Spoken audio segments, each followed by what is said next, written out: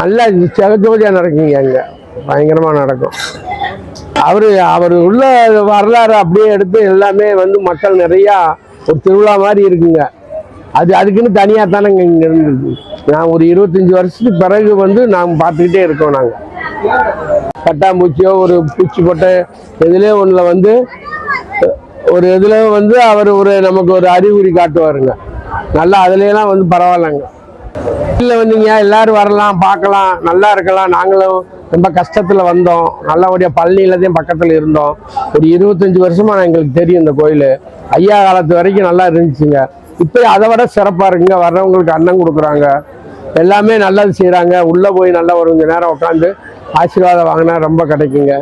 அங்கே குழந்தை இல்லாதவங்களுக்கு குழந்தை கட்டி போடலாம், நல்லபடியாக இருக்குங்க. இன்னும் வேணுமுட்டு நம்ம வேண்டுதல் வச்சா அவர் வந்து நமக்கு நல்லா நிறைவேற்றி தருவார். எல்லாரும் வாங்க, எல்லாரும் பாருங்க.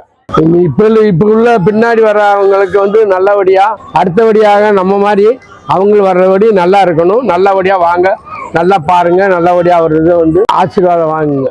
உள்ள சரவணன்னு சொல்லுவோம். அவரை நினச்சிக்கிடுவோம். கணக்கு மிட்டி நினச்சி நல்லா சாமி கும்பிடுவோம். நமக்கு தெரிஞ்ச அளவில் அவர்கிட்ட வந்து உட்காந்து என்ன வேணுமோ மனசுக்குள்ளே கேட்போங்க.